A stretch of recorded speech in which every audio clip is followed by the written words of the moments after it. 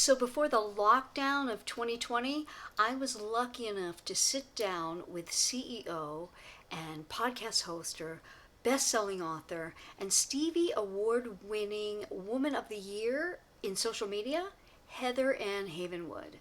I wanted to do this because Heather is such a great interviewer, and she got things for me that sometimes I don't even think about myself to give to you. So I wanted you to see this.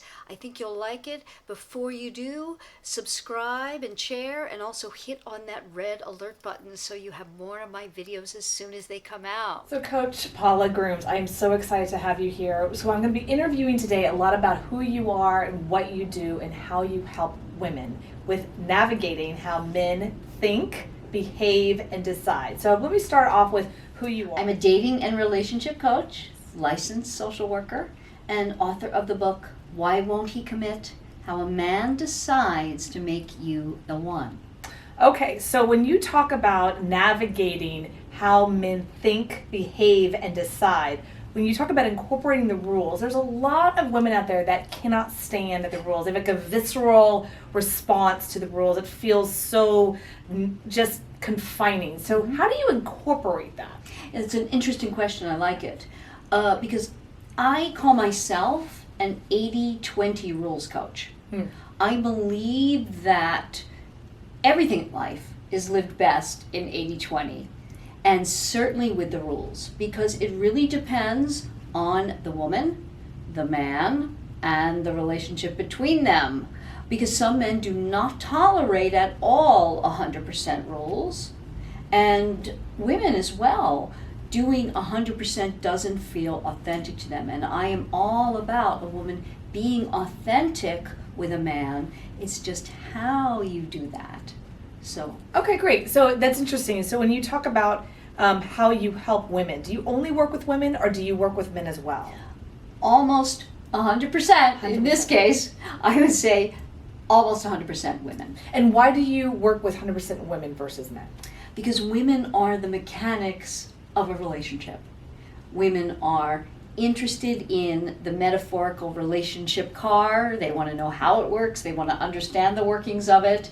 They are invested in keeping a relationship car running long term, it going the entire journey. And so they want to put their time, their resources, all of themselves into that space. Where a man just wants a relationship to look good, get in it, turn the key, and it runs. Yeah, that's a really good analogy. You've talked about that before in one of your speeches, which is about men don't really want to understand how a relationship works, or the car analogy. Unpack that a little bit more for us. What is your analogy with men and how they look at relationships as far as a car? Yes, because with a real car, men love real cars. You know, they'll get on YouTube for hours and look at videos. They love the chassis. They understand how it works, and if they could, they'd get underneath it and talk about it and tinker with it as much as they could, right? They really love it, and they want to get into it and unpack it, right? With a relationship, they don't want to do that.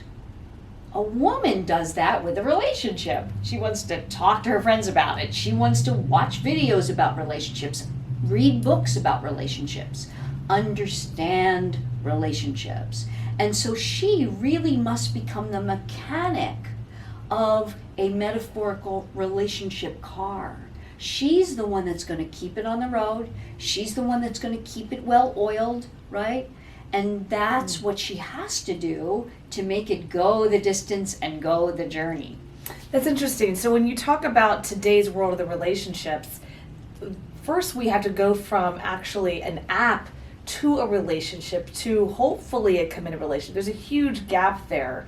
So what are the top 3 challenges that women come to you with right now in this dating world? Well, I think immediately comes to mind, I have like a client, I'll call her Margaret. And she usually comes to me post-divorce. It's some stage, maybe it's 2 or 3 years after her divorce. And she has been trying to navigate dating since that time. And at first, right after divorce, she's feeling free, she's feeling able to tackle the whole world of dating and men again, but yet there comes a time she feels totally lost. She doesn't know what step to take next. She has been relating in a totally different world. Because if you haven't dated for 20 or 30 years, you're now in this app world of dating, which is where men go to date more so now than in the real world. Okay, so you're finding that women come to you, at what age are they usually coming to you when they're after a relationship for 20, 30 years, like Margaret or some of the clients? Yes, that would be, typically late 40s to 50, early 50s, somewhere in there. Mm-hmm. And they're feeling the pain of the loss of their marriage is tough for anybody. Secondly, if anyone who's been divorced knows that by the time you're divorced, you've been out of an emotional and or sexual connection for years. So they're hungry for that. They feel the pain of not having it, right? There's that bit of excitement that comes into it after, but it's the frustration and pain once they've started online dating and realizing, oh my gosh, I'm thinking of someone like Margaret, a client who said to me, oh my gosh, if I had known this, maybe I wouldn't even have divorced.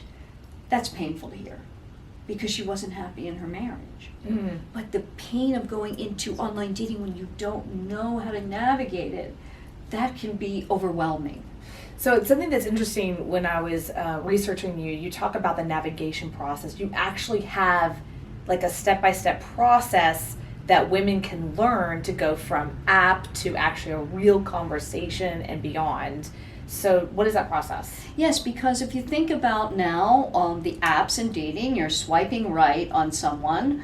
What do you do next, right? Or he swipes right on you. Like, how do you get that conversation going? Do you get that conversation going? Are you the one to get that going? Is he the one to get it? People don't know because there's no framework. We're in it's the Wild West of changing the way men and women have related for eons. In the past 20 to 30 years, we've changed all that, and no one knows an etiquette and a way to do it. I help women with this step by step from the moment the man sees her pictures on a profile, what she says in her profile, and then what she does to navigate this relationship, hopefully, right? Because that's what she wants to get to, a real relationship. She has to go step by step from those swipes to the first meeting, how to get him to, which is not verbally or asking, right? But how to get him to a conversation, then a meeting, and then dates, and then the tough conversations about even a relationship, which have to happen somewhere along the way, right? So do you have a formula or a process for that? It's called One Love, Online to Never Ending Love. It's 7 simple steps that when followed through, I have an online portion to the program that a woman can log into at any time, and then the weekly conversations with me, which are the vital part of it, the heart and soul of it. Because we have to talk about what is he doing in relationship to what you have done? What is the texting like? What is the first meeting? Did he make that first call to introduce himself to you, which puts you in the right category from the start to be a woman for a real relationship? It's very contextual, but if followed, it can be much more simplified to a degree that will help a woman not be as frustrated, not feel like she's just wasting time, and not feeling like she's in a ship without a rudder, not knowing which way to go. So I was researching you online, and I saw in an online review there is one little step in your 7-step process that's like the magic button or the magic step. Can you tell us a little bit about it? Well, it is the 3rd step in the program, and it is navigating a man to make a call to introduce himself to you before a meeting. Because if you just go on a meeting with a man prior to that, you're really setting yourself up for failure.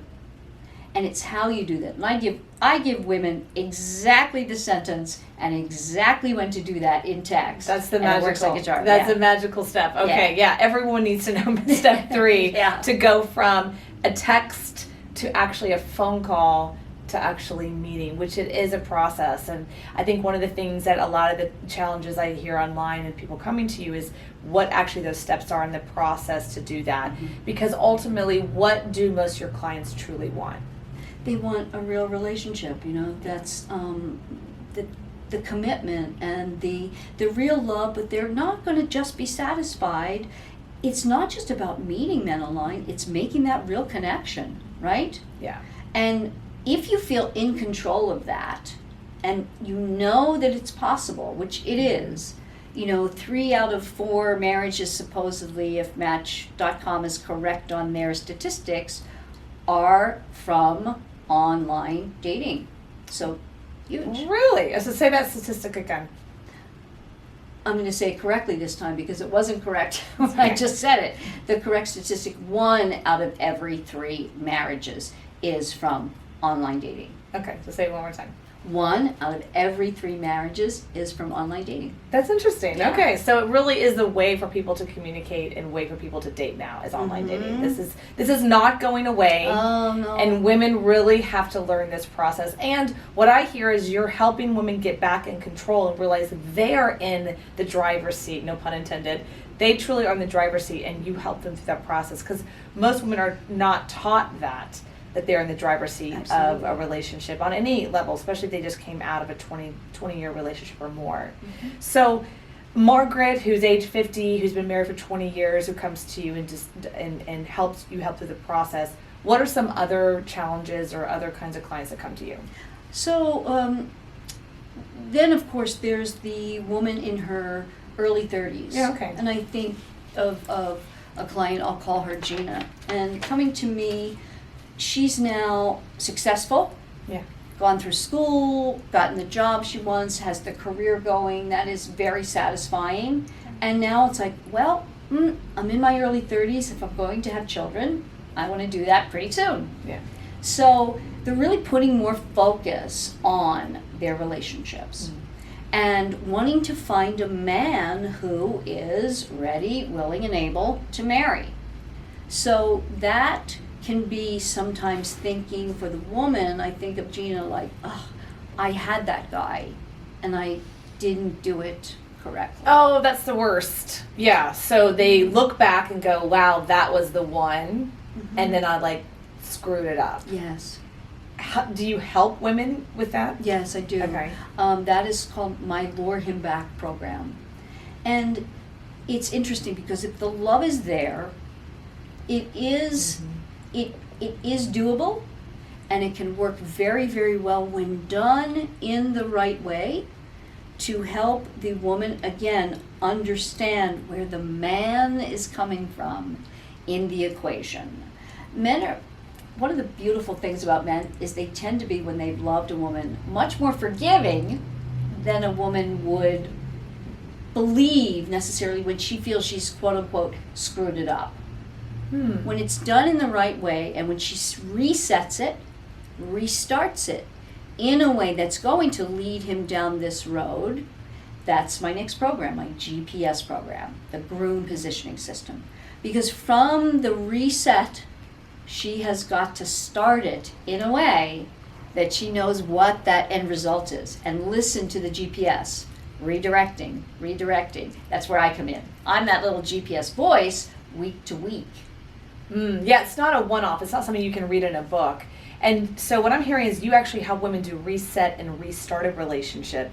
That's really critical. And I think that a lot of women have been taught by Hollywood that when a man all of a sudden figures out she's the one, they run back to her with flowers and knock on her door and knock down everything to get to her. And I'm understanding that's not the truth, and that men are actually a little more concerned. So tell us a little more about that structure, men and how men and women think about all that. Well, because men are about Reality. achievement, right? They're all about, I call it my 3 C's of men: competition, challenge, conquering.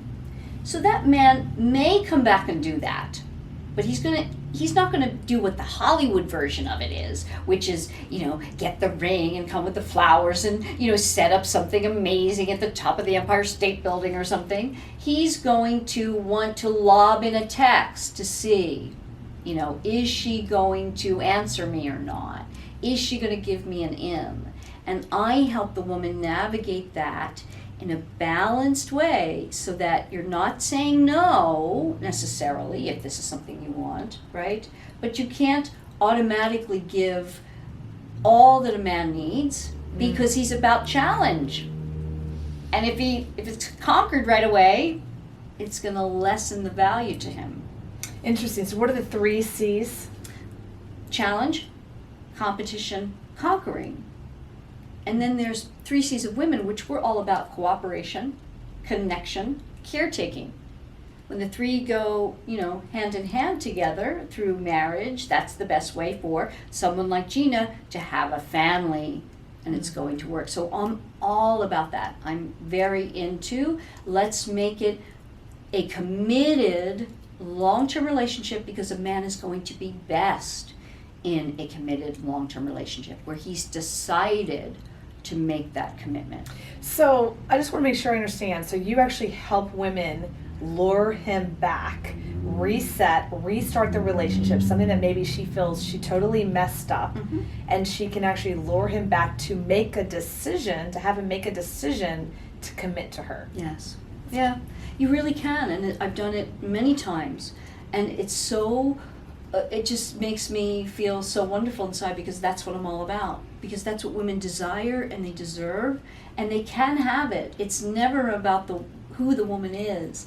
It's just the little things that she's doing that in his mind he doesn't understand, because he's not the mechanic of the relationship car. He doesn't understand how it works, right?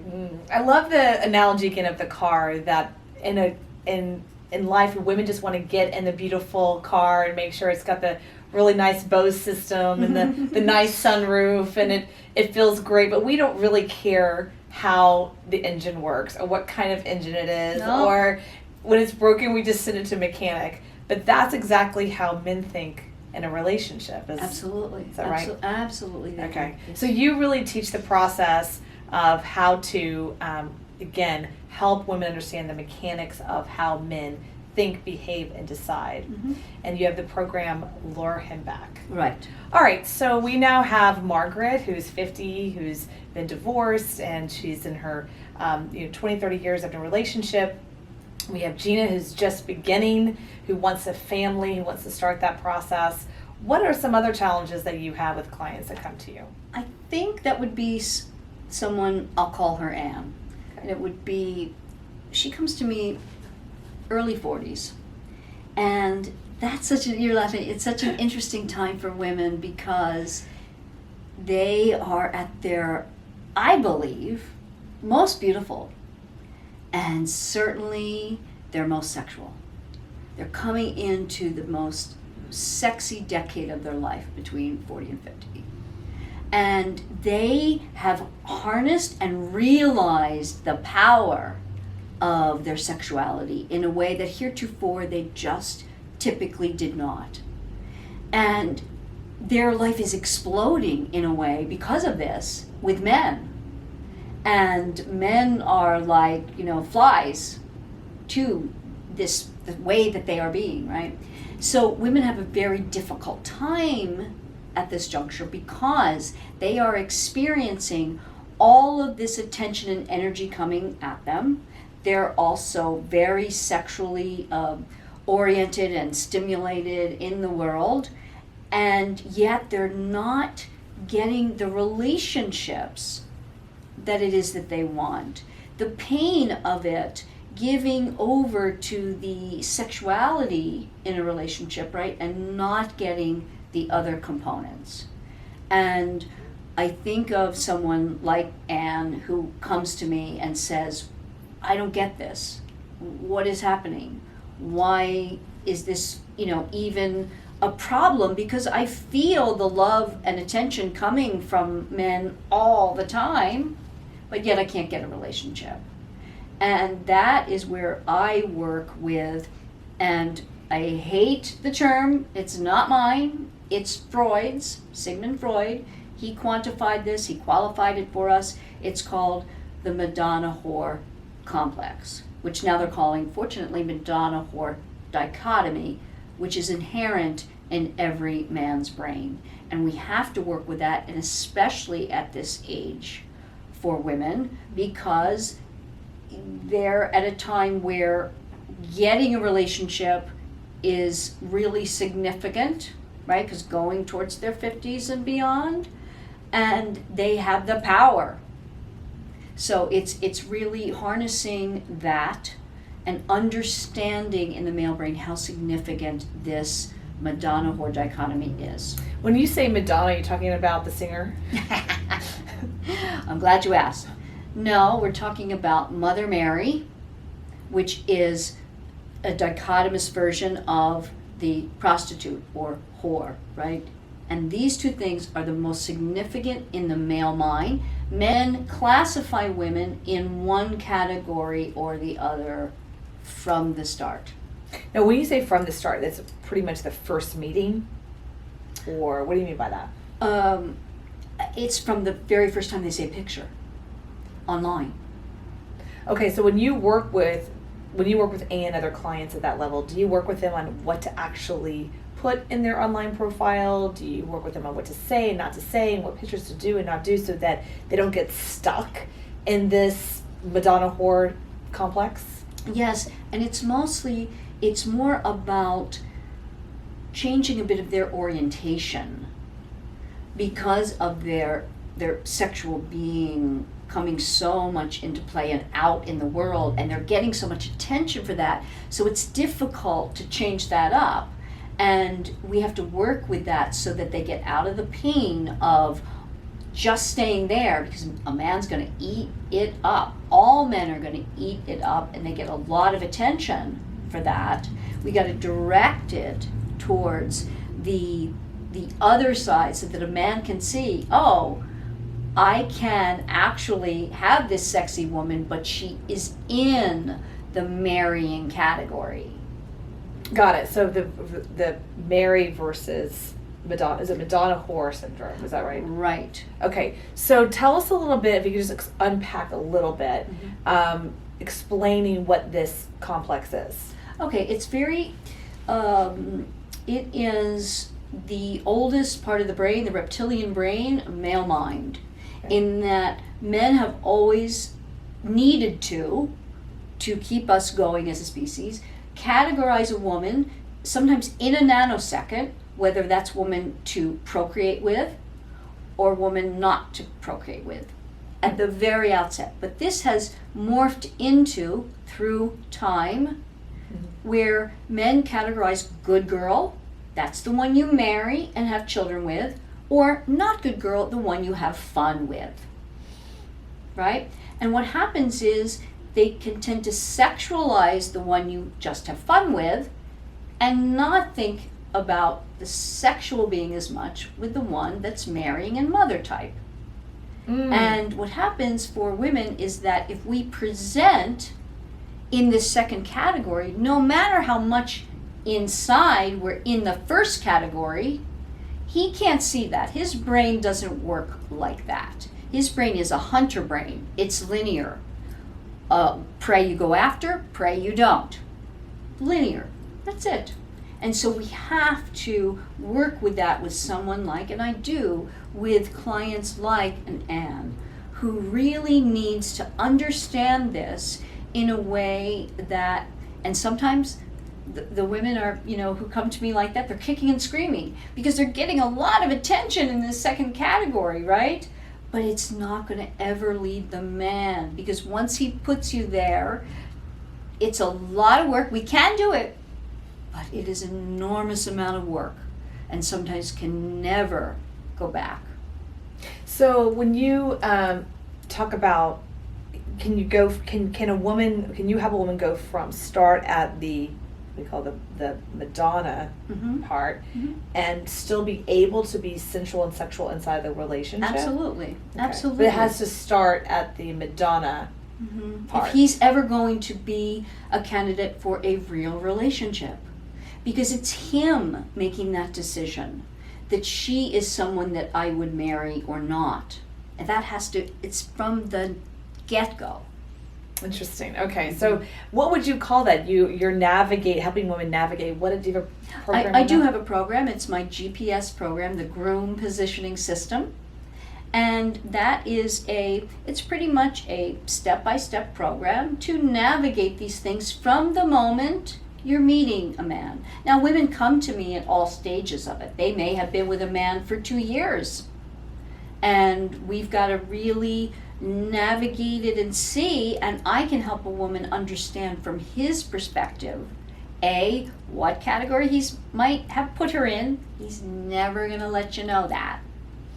Certainly by what he says, right?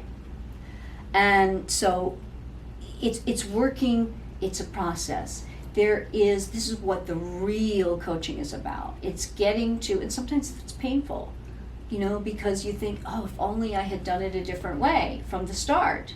But if the love is there from the guy, we have a chance of, like I talked about before, resetting, restarting. So we've talked about different of your clients. We've talked about Margaret, who's over 50. We've talked about Gina, who's 32, who wants to have the relationship to have kids. Mm-hmm. And now we've talked about Anne, who's 44, and the different programs that you have, which is Lure Him Back. Mm-hmm. We talked about the program, the 7 simple steps of online dating. Mm-hmm. We talked about the GPS program. Mm-hmm. You could go a little bit deeper on the GPS program for someone like Anne, and who else is it for? It's for anyone who's in a relationship who realizes, I want this to go into the possibility of something committed.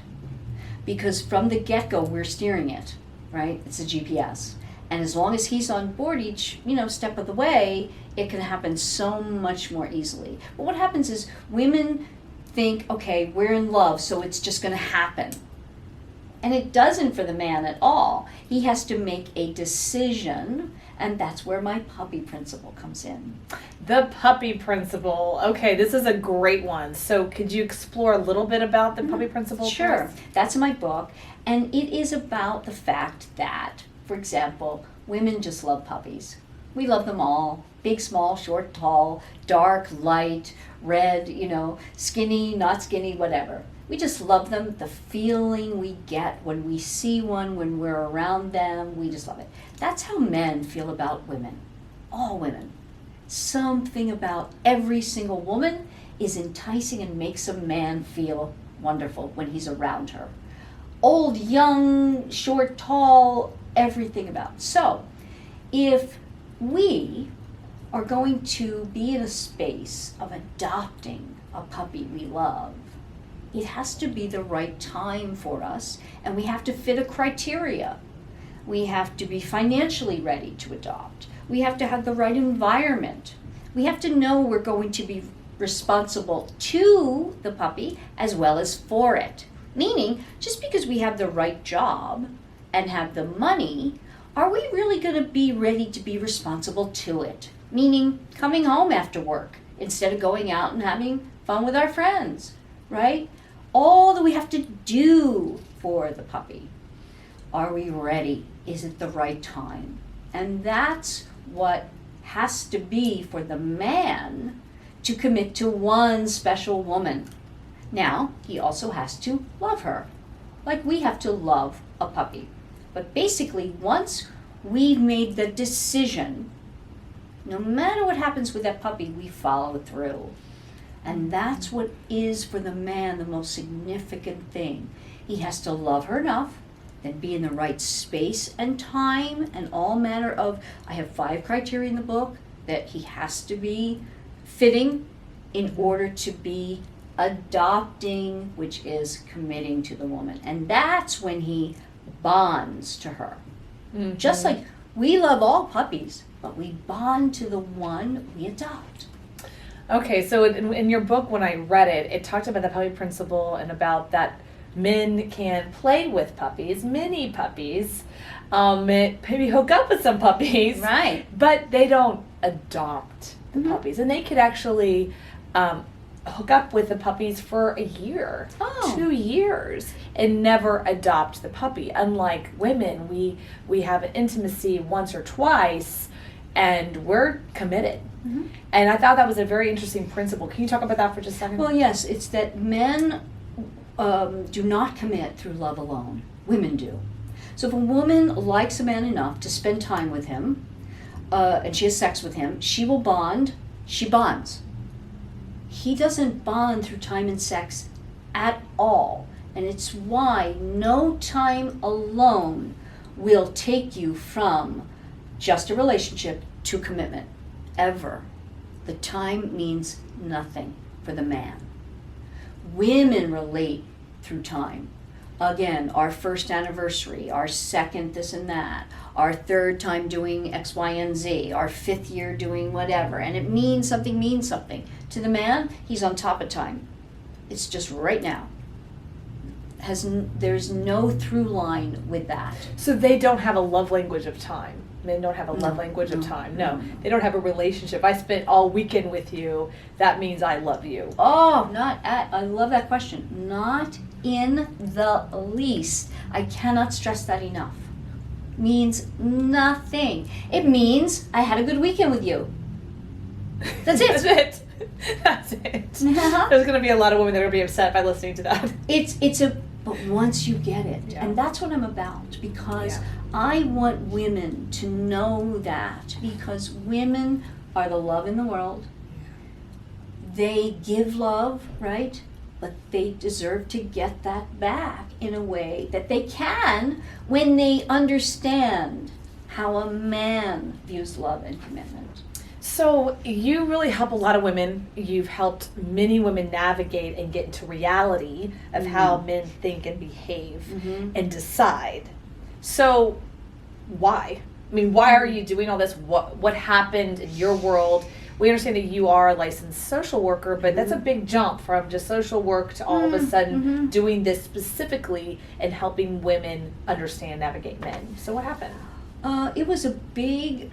I do remember almost the exact moment, and it was really such a difficult time in my life. I had already been divorced and had done dating, all manner of dating, from online to everything in between for years, and I was in a relationship with a man that I really loved and would have liked to see it come to fruition. My job at the time was destroying me. And I was allowing it to eat away at me, destroy my soul, and consequently destroy my relationship. And I had to make a change. And the relationship was coming to an end. I knew that, and I didn't know how to fix it. I was too enmeshed in it. I was too close to it, all of it, and I just needed to do something drastic, or I was going to cave, totally cave. I was really at a breaking point. And I think a lot of women can understand that. I think so. Yeah, right? they have something at work or career is not really working or it's destroying them, and then their relationship is coming to some kind of inner breaking point, and they're like, "What happened?" Yeah. You know, and I hear a lot of women say, "I'm smart. I'm capable. Absolutely. What did I do wrong here? What did I do wrong here?" They always blame ourselves. Mhm. And I did, and I totally did. Yeah. It was like, how did my life get here? I mean, you know, like, how did Yeah. I get here? I worked so hard. I did it, you know. Did everything right. I felt like I had, you know. And so, but I knew I had to do something different, or I was, you know, going to really cave under the whole of it. So Yeah. I had my, like, what I call my eat, pray, love, you know, moment. Yeah. Great book. Yes. And I made a huge change. I said, I've got to leave my environment, and I've got to go to someplace totally new. I mean, Eat, Pray, Love, I think she goes to Europe, France, wherever she goes. Somewhere Yeah. across the world, Yeah. the pond, as they say. It's very romantic, right? Well, mine wasn't so mine wasn't so romantic. But it was distinctive. What'd you do? If you're in New York, New York City. New York City, in a city, City. and where'd you go? To the desert, Tucson, Arizona, right? And That's huge, drastic. I spent a great amount of time alone with a puppy that was lent to me from it was my real sister's dog. puppy. Yes, Not a golden puppy. retriever. Yes, real A puppy. real dog. Yeah. Yes, and spent a year, and through the being alone, the resetting myself, all of these things started to come to me in a way that I was actually becoming pregnant with my book. And all of these strategies, and it was almost like divine intervention. It was almost like these came to me in a way, my analogies, like the puppy principle, consumer versus buyer, which is the man being ready, willing, and able to commit or not, right? He's all on a scale of where he is. We talked about that. So all of that was coming to me, and I, through that year, which was a real sabbatical for me, I just said, I have to change my life to this, because this is my mission. That's a big change. Mm-hmm. That's a big shift. And so, I mean, I find it's interesting talking to you and working with you, but also reading your books, is that you're kind of on this mission that's bigger than all of this. What is that? Well, I truly believe that women are love in the world. We bring love forth into the world, and we love to such a great extent. When we love with all of our being in a way that men, and I'm not imputing them at all, it's just different. They just don't love in that way. We do, and so we deserve to get it from men in a way that is going to be fulfilling on so many levels. And when we do things in a way that allows men to give us that, to me there's nothing more rewarding for me than to guide a woman to that. So you're like guiding women to actually understand that, first of all, they are the love in the world. Absolutely. Which, if you look at how our society is, we're taught the opposite. What do you mean with? That men love us. And they do, they love all of us. All the time. But we wait, the society says we should wait for them to love us, then we'll give. Right. Right? And you're kind of breaking that mold on everything that you were divinely, I call it, divinely intervention, or divine given to you, these different patterns and principles and things that you're teaching women. I mean, it's truly remarkable, because there's really no one out there talking about how do men think? How do they actually bond? How do they navigate, make decisions in relationships? I mean, there's really no one out there talking about that at the level and the true reality that you are. Thank you. Right? Because the Hollywood and society and Disney fantasy has taught that we're Snow White, we're sitting down waiting around for the man to show up and kiss us, and then all of a sudden we're in love, and he's the one driving. Right. And you're over there giving the car over to women. He's driving in different. only one way. He's driving towards sex. Always. Right? I mean, and he should be, right? That's a man, right? We want that. We don't want to take that away from a man. And unfortunately, in today's society, we're taking that a little bit away, because we're saying, oh, you can look, but, we don't want you to be even thinking about. And it's not, right? It's not reality. They are going to be driving towards sex. We've got to steer it in the direction of, yes, you will get that sex when I also have the relationship I desire and deserve, because he's going to be best in that relationship. Men are best in marriage. Men want to give. They want to be responsible to and for. It makes them the best men they are. When we have children, or we have a puppy, right? We've taken it from the jumping, biting little thing that it is, right? The cutest, most wonderful thing that it is, but it's nipping, it's biting, it's barking, it's being, right, irascible. Right. And we make it into this wonderful, loving, right? Don't we feel great? We do. We want that, and we own it, right? My puppy. Men want that too, and they're best when they do it. Interesting. So it's almost like you're giving women the opportunity to navigate the relationship, to have what they need and deserve, to give love to the world. Yes. They do deserve it. And also, men are going to be best when we do it in that way. And then they also get what is really going to be fulfilling for them. And we can make better families in that way that last, right? Mm-hmm. It's all about that for me. You know, one of the things that I'm learning from you is that you're learning, when you're teaching a woman how to understand a man, it's giving her the power to be able to navigate that inside the context of relationship, family, love, when then she feels more confident about herself, and then she can actually go out in confidence in the world and bring whatever she needs to out in the world. Yes, yeah. And do you work with women one-on-one coaching directly, or is it through the programs? It's individualized coaching in a program. So there's different programs where women are talking with me and hearing the coaching of other women who are exactly where they are. So you get a subjective learning and an objective learning as well of hearing others in your situation. It's really empowering when you hear other women going through pain or challenges or hearing them win. Yes. Because it gives you the opportunity as a woman to go, if she can do it, I can do it.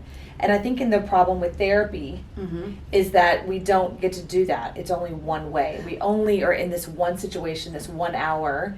And of course the therapist is not going to talk about her other clients. So like, don't worry, that's happened before.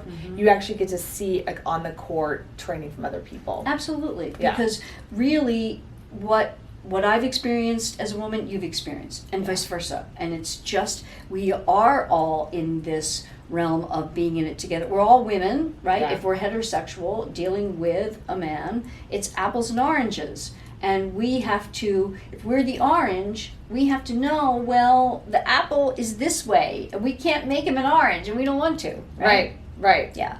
So, okay, so I'm going to wrap this up and just want to acknowledge you for what you're doing and your mission in life and what you're creating, because you really are making a huge impact for women in life. So I loved talking to Heather and being interviewed by her. She is a Wonder Woman, and she is actually on my podcast 3 times on episodes 7, 15, and 44. So you can hear more about her story. I hope you liked hearing about me and a little bit about my story. I would love to know more about you, so please comment below. Ask me anything at all, and we will be talking soon, I hope. Don't forget to follow me on Instagram. Be sure and subscribe and share here. Make a comment. Let's talk soon.